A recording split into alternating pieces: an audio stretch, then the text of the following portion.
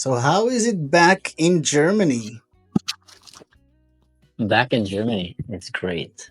It's great. It's the best season to be in Europe right now, Really? It's not honestly. too hot? No, man.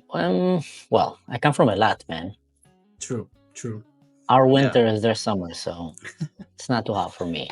But imagine that you have perfect weather, like 25 to 30 degrees, from 6 in the morning until 10 in the evening. You have amazing accessible bike lanes everywhere in the forest, in the city, and you have just so many lakes around your city. So you just grab your kid, you go to a lake, grab a beer, watermelon, Oh some God, carrots. that sounds Yeah, so fucking perfect. I it's mean, perfect, man. It's really listen, perfect. I just talked with my dad about it because he said that they just had like an article in France about the problem of not having air conditioning in like in major cities, and that it kills 700 people a year. No, sorry, 7,000 people a year. 7,000. Wow. Yeah, from lack of air conditioning. So I'm glad at least, in Germany it's a nice weather. Yeah. Okay, so The let's Dark talk Wizard about, Kid. yeah, the Dark Wizard Kid. Well, a few a few episodes ago when I was on Lubna, I don't even remember what I was saying, but I was talking about something about Islam and the troubles that they have and everything. And there's like a converted British guy, Muslim, who lives in Qatar, and he was angry with me. He said, "You, I know what you're doing. You dark wizard. You're using the dark arts of words, trying to destroy Islam." I'm like, "What the fuck are you talking about?" Dark Art of Logic. So listen, I bet you use history facts also. I mean, I'm sorry. I never knew I had the power of the Dark Wizard. So now I'm taking it with pride. And next time I'm in a Halloween costume shop, I'm gonna buy myself this Mickey Mouse hat, uh, like the wizard. Yeah, Rafi have that hat. I love it. The Dark I Wizard of facts, words, logic, and history Yes, facts. How dare you? Kalima, Yeah. Kalima. It's funny that the biggest enemy for these pro-Palestinian, supporters is facts and history. That's like the biggest enemy. That's why they talk only about emotions and they stay away from facts and they stay away from history because that doesn't serve them. It actually Because we all ties know up. that dinosaurs were Palestinians. Of course, yeah, Stuff. yeah. The T Rex was Palestinian. Alhamdulillah, Mufti, inshallah. Yes, inshallah. Yeah, inshallah. Yeah, it actually ties inshallah. up to something that I wanted to talk to you about Zoran Mamdani, and Oh, that, yeah, the hopefully not next mayor of New York, for so many reasons. But I just saw a video of someone. She is a big YouTuber. She said something interesting of how the left is weaponizing emotion and identity politics. mhm. Like, we were all seeing, Kamala Harris videos of her trying to speak blackish, to her people, like, hell yeah, Yeah. how about that, yo, how about that, hey, you know what I'm talking about, so. Yeah. And Zoran Mamdani is doing the same thing. Like, you can watch some videos of him and he's sometimes talking very white, like white-ish, and then sometimes he's kind of like doing a little bit like this, kind of, just just a little. I The come thing from is, Uganda. I live in Cape Town. yeah. The thing is with this potato head is that he is actually so dangerous because he combines the two most dangerous things for a democracy, which is the red and the green, I call it. The red is communism, the green is jihadism. And each one of them is extremely dangerous, by itself. You look at it, you look at, jihadist countries, very terrible countries. You look at communist countries, very terrible countries. But when you mix them together, it becomes explosive, literally. Like, you have someone, and it's very interesting how they always tie together, because they're very, very different. Communism and, radical Islam are not the same thing, but they always use each other. I remember when I was visiting the UK and I went to record there about the anti-Semitism in the streets, and I went, undercover with these pro-Palestinian demonstrations. And I met this really interesting Iranian guy named Niyak. Oh, You might have yeah. seen him. Niak Jorbani. Yeah, Yeah. I talked with him on Instagram. So I interviewed him before he was famous even. I never got to edit the video. There's so many videos that I did that I never got to edit. But we walked in the street, and he used to go with the sign holding in his hand, Hamas is a terrorist organization declared by the UK government. And so it's against the law to support it. And then he would get beat up by the Palestinians. He would get beat up by the demonstrator, the pro-Palestinian, leftist, wokist hippies. And he would get beat up by the police. For saying doing that. Yes. Yeah, we're just standing with a sign. So I asked him, what does he think? What's happening in the UK? And he says, I've seen the same thing that happened in Iran, his Iran, where the left, radical left, comes with radical Islam, and they come together, and then they go and they destroy a country. And then once they destroy and take over the country, they start killing each other. Usually Islam kills the radical hippies, They're not very good at, killing Muslims. It's the other way around. So what happened is I asked him, why do they go together? One is all about equality, all about women's rights, all about, freedom, I don't know what. And the other one is the complete opposite, all about no human rights, no freedom, no equality, no women's rights, no children's rights, no LGBT. So why? And he said something very interesting. He says, Mansur, they use each other. The Muslims, the radical Muslims, need these woke leftists to be their agents of making them look good, making them look less aggressive. They're not very good. A guy with a beard that just had 3 wives that are between the age of 12 to 14, and he's beating up his neighbor, and chasing Christians because he want to kill them. It's very hard for him to sell himself as a very progressive person. But what happened is, there comes the woke. He will come and says, no, he's actually the good guy. You don't understand. It's colonialism, apartheid, all kind of stuff. So they serve as an agent to help them soothe them into society. Yeah. The left, they need these guys because they get the voters. They get to have some kind of it's quite a messed up psychological need, kind of something that they feel like they're fighting for, like they're helping. So they create an oppressive group that is not really oppressive, actually the oppressors, but they create the identity like they're the oppressed and we're here to save them and everybody else is bad. And that fits into their very crazy narrative of they're saving the world. So they use each other.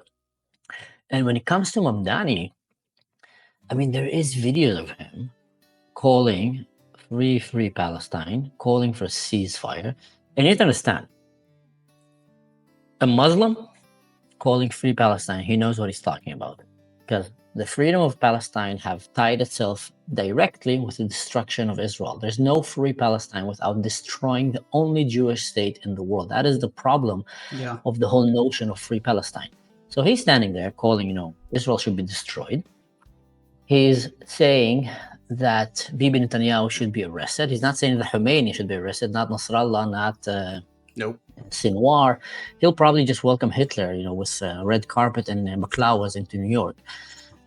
And then in the same video, I don't know if you have the video. Did you get it? If not, I can get you the video. It's a pretty cool video? one. It's crazy.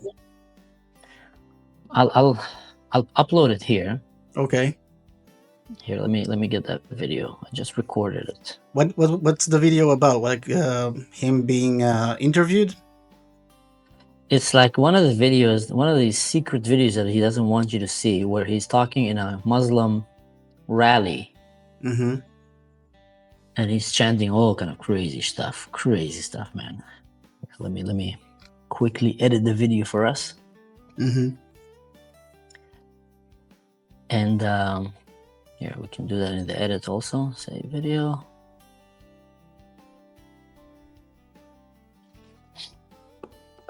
You want to share screen? I'll upload it. I think I can do it. Okay. I want you to say ceasefire now. 1, 2, 3. Ceasefire now! Ceasefire now! Ceasefire now! Ceasefire now! Ceasefire now! I want to ask you one final thing to join me in a chant.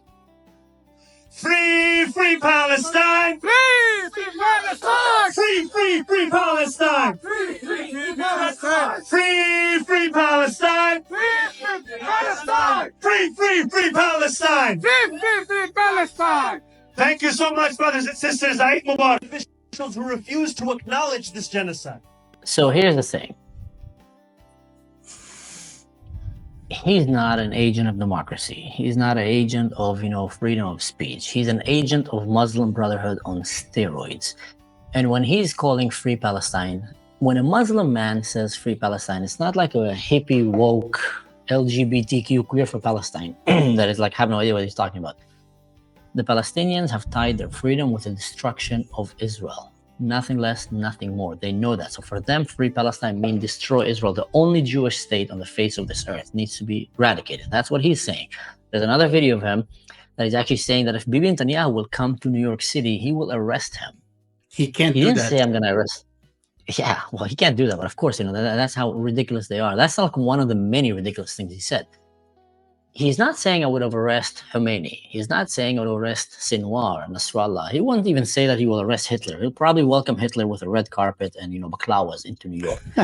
But the idea that this, and there's other, so many videos of him talking about that he doesn't believe in billionaires and that billionaires would give their money. When a rich kid that grew up to a family of millionaires telling other poor people how he is going to use their money, or telling other rich people how he's going to steal their money, that's just that's a big warning sign. Stay away this is from also Corona. this is one of the things that really drives me crazy, because the whole idea of him being so like talking about, yes, I grew up in he actually, there's a video of him saying I grew up in a third world country. Dude, he was in a private school since he was 5. Since he was 5 years old. Like he flew from like when he came to New York as a 7-year-old, from New York to Cape Town, he was just regularly going in and out of the countries just like that. I mean, what third world person who lives as an impoverished lives can say that he just was flying in and out from from 7 till he was 25? Like, how? I think Mamdani is like a mix of AOC and Kamala Harris kind of together. It's like, that's what you get when you mix these two together. And sprinkle He some pretends to be some Muslim Brotherhood on, like just like sprinkle it, like some Muslim Brotherhood kind of, just for spices. nothing. Just exactly, Kaddish. just for the spice. Just for the spice. Yeah, I mean, I've heard that his mom was like a Bollywood star and his father is like a professor in Colombia. Surprise, surprise. I mean, don't get me wrong, on my word, maybe it's not, but that's what I've read about the guy. And just this whole thing, I've heard something very funny. DeSantis, the mayor of Florida, the governor of Florida, came and said that Mamdani is the best real estate agent Florida have ever had. He's making everybody want to run away from there and go there. It's like, true. it's so clear that if you will elect someone like that, your city is going to be filled with Free Palestine, hobos and jihadists. It's going to become a shit show of garbage and crime. That's what it becomes. It's literally like, show me a single country that adopted pro-Palestinian movement that it worked. Even the Arab countries are saying, no, we don't want that. Even if we take out the idea of the Free Palestine, let's say even the Free Palestine crowd will say, okay, well, we're on his agenda of free Palestine. Fine. The idea of him taxing the rich to a degree that they will leave the country, they will leave the city of New York, they will leave New York City, and so who will you tax then?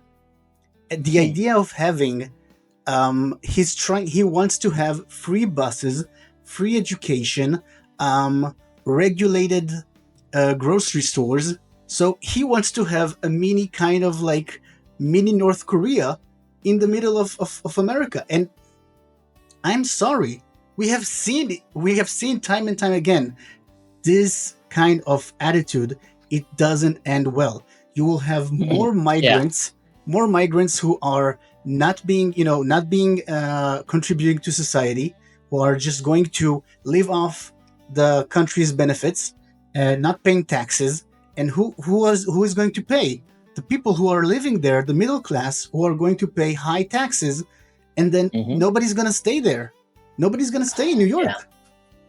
They love to adopt the kind of the dream and the idea of Europe in the 80s to like the late 90s, where they say, look at that, when you have a socialist country and what a great place. And that's true. I'm living in Germany and it's a great country. They have high taxation, but the officials in this government and the people, they all respect the laws, they all respect the rules, and they're trying to make life better for the citizens, and the citizens are very responsible in order to make that work. Now, where does that become a big, big problem? When you bring Muslim migration, especially, many say that a lot of these migrants are literally the garbage that fled from the Muslim countries. They're not the one that stayed there. So you're bringing criminals, jihadists, and hobos. Not all, but quite a lot of them into your streets, and that is not going to work. I remember one time when I was in the army, it was my unit, and there was a guy that was he was a demolition expert from a kibbutz.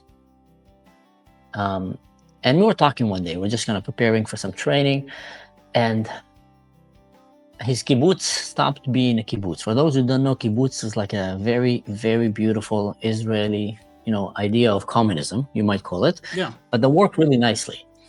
But most kibbutzim in Israel have failed, and they're not working as a kibbutz anymore, and they just became like a small towns. And I asked them, why is it that kibbutzim are failing? Why is this idea not like working? And he said something so smart. He said, Habibi, you need to have money to play kibbutz.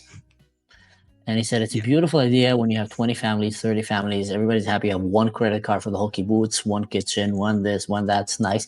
But once your kids start coming, they need to have a house. They get 18, they need to have a flat. They need to pay them. They want to go and travel the world. Who's going to pay for that trip? Kibbutz. So from the credit card, you pay for his South America travels. My kid want to study science and robotic engineering. I don't know what. You want to go to the US. So who's going to pay for that university? So when the kibbutz doesn't make enough money, things start collapsing. The whole idea of communism starts collapsing, and then greed comes in, and nepotism, and etc. So when he's trying to make New York into a kibbutz, but at the same time trying to scare the people who have money and encourage the people who don't have money to come in, the freeloaders and the hobos, how is that going to turn? Oh, it's going to There's turn. no scenario that this is going to end up well for New York. No. Also, I just heard someone, I think it was on CNN or somewhere else. I need to find this clip. He said he talked with his friends from the stock market in New York City, and they said something very interesting. They said the war in the Middle East was peanuts compared to the earthquake of Mamdani winning the election. If Mamdani is going to win the election, the whole the stock market saw nothing like as a movement after the war in the Middle East. It was nothing compared to what's going to happen if Mamdani is going to win. Yeah, that bad. And think of it, because when we're thinking about global economy, New York is one of the biggest global economies in the world. I mean, it's insane. Every stock market is going through there almost. So if New York is going to turn into a communist kind of kibbutz, it's a Muslim. And a Muslim one at that, it's gonna turn out really bad.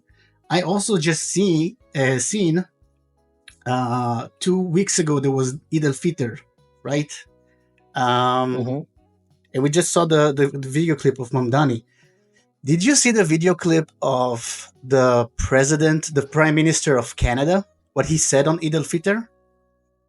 No. He said, and I quote, "The values of Eid are the values of Islam, and they are the values of Canada. The values of Islam are the values of Canada." That's what he said. Now, it's it's important to understand that we are not against Muslims and we are not against like the idea of Muslims coming in. But if he would say something like that, just imagine if he would say something that about, I don't know, like, Hasidic Jews are have the same values as all Canadians. I'm like, even I would be like, no, I don't think so. It's No. not working like this. So the fact that and from which position does he say that? Like, did he read the Quran that he says that, or that does he know about the values of Islam that he's saying that? I'm getting scared that the West is being takiyed to death. Like, they are lying to them, saying them, yes, we are, peaceful and everything. While right now, like you said, the Middle East has the real peaceful Muslims trying to live their lives, and all the garbage, all the violent ones are coming to the West, to the US, to France. Yeah. Yeah.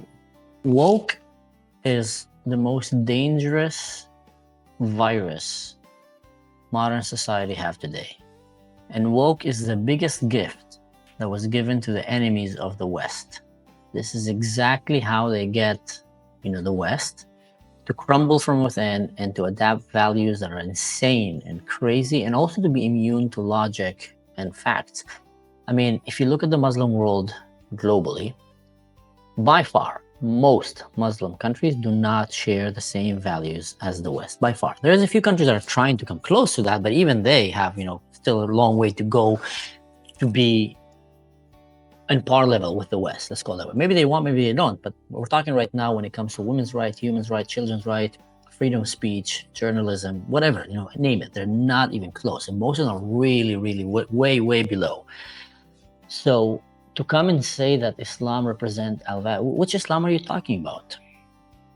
The Samira and Munira that drink Starbucks with you and that keep, telling you that, fantasizing and romanticizing jihad? These are the Muslims you're talking about? Like, they don't represent Islam.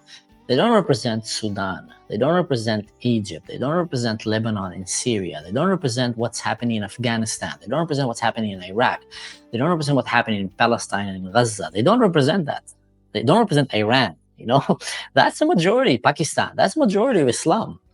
They don't represent that. I mean, yeah, that's the problem, because you have this warped kind of mentality thinking that because I have Muslim friends, which is arguably, again, fine. Nobody says don't be friends with anybody.